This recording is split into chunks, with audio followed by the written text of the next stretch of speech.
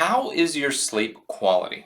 This is a common question that comes up either with your doctor, your physical trainer, your dietitian, and it's because it's so ingrained into everything that we do. It is typically the foundation of what makes you healthy.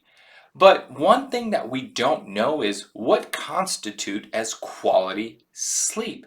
So today on this video, we're really going to define what that means and everything else that goes about it. So we are level setting with sleep. So today we're going to define quality sleep. We're going to also talk about the damages of not getting good sleep on the body. We're also going to talk about sleep architecture and how that relates into that quality of sleep. And then lastly, I'm going to really highlight the 4 pillars of quality sleep that you can start thinking about so we can improve quality, duration, as well as anchoring that circadian rhythm that we always hear about. So let's get started with quality sleep. What does that even mean? So if you look at these 3 bars, you have sleep quality at the top. This is creating the appropriate sleep architecture. This allows our body and our brain to go through those phases that allow us to recover and rejuvenate and be ready for the next morning. Find that disease states like sleep apnea are some that really impact sleep quality, where you'll get 10 hours of duration at times, still waking up like you've been hit by a car. The next thing is sleep regularity. You might not have heard this before, but when you go to bed and wake up at the same time, this actually helps to do something about aligning your circadian rhythm with your body and your brain, and therefore staying away from things that we hear like social jet lag, or maybe you're traveling and you're actually having jet lag. The last one is sleep quantity. Are you sleeping enough hours? Are you getting around 5 to 6 full sleep cycles to really allot for that calming down of our nervous system?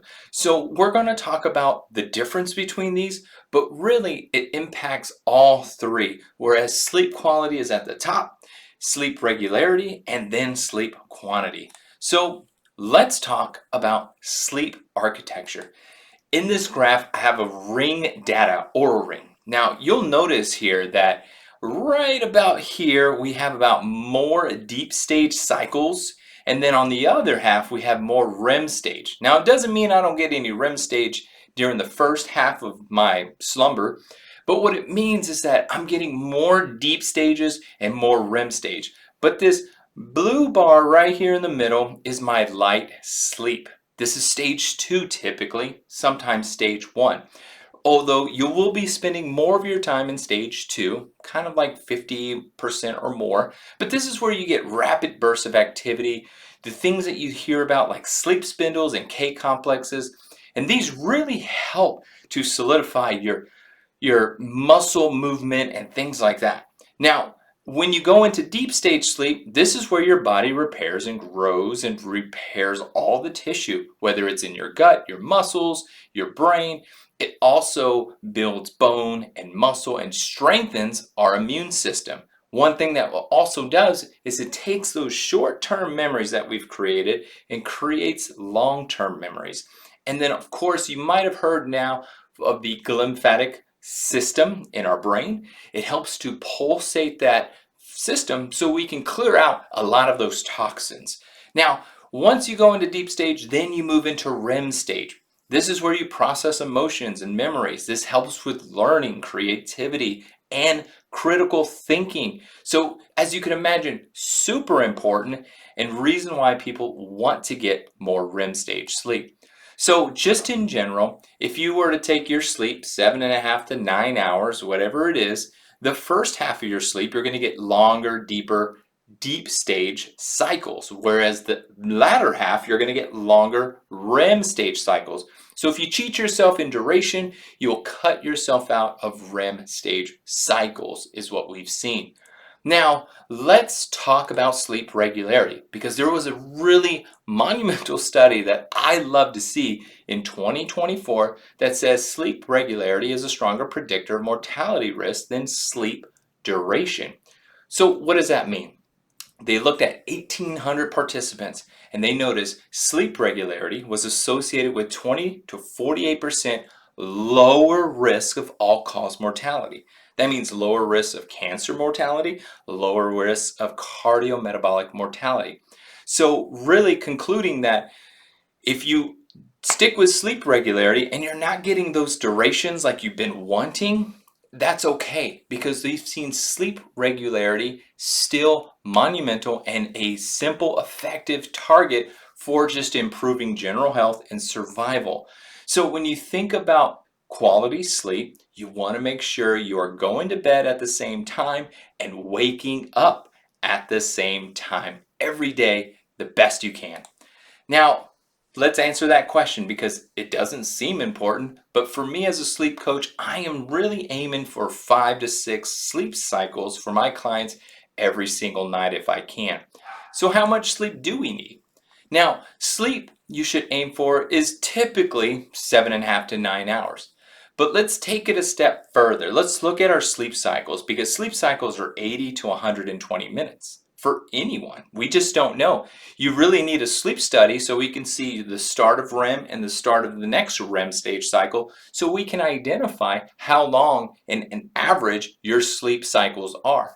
But you can see down here on the low side, you could get anywhere from 5.2 hours to 7.8. On the high side, you can get anywhere from 8 to 12 if we're looking at 4 to 6 sleep cycles. 4 sleep cycles is the bare minimum I want my clients to be getting, but sometimes with extreme insomniacs, we do have to restrict sleep to build what we call a stimuli to bed or our sleep environment so we can fall asleep much faster. Now, let's move on to the effects of poor quality sleep. Now, we've known for years that our neurology and mental health are completely destroyed when we do not sleep. It can worsen mental conditions. It can worsen cognitive issues. It can give us a very much emotional dysregulation and jet lag symptoms if we're not regular with our sleep.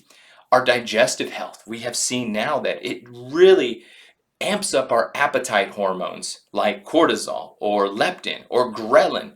It also impacts our microbiome diversity, which is huge when it comes to anti-inflammation in the body, as well as our endocrine and cardiovascular system. Stress hormones are increased, insulin resistance occurs, and our blood pressure and heart rate are increased. Collagen breaks down where our skin becomes more wrinkled, as well as our hair health taking a huge hit when it comes to lack of sleep. And of course, our natural killer cells in our immune system. And we've also seen vaccine efficacy become less effective when we are not sleeping. So I want to leave you there because on our next video, we're going to really dive much deeper into the 4 pillars of quality sleep. And then with that, we're also going to look at the 4 drivers to just a healthy body in general. So really touching on that mindset of how important sleep fits in the entire narrative of our human body.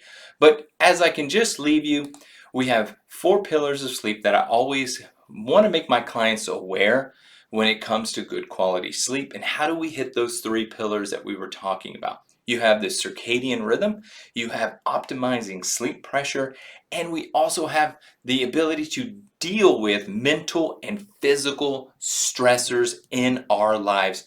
And if you are not dealing with those, it's not only going to impact your sleep, but it will impact your overall health. So once again, guys, I'm Dr. Zeke Medina, pharmacist and adult sleep coach. Please like, share, and hit that follow button if you like this and these short videos.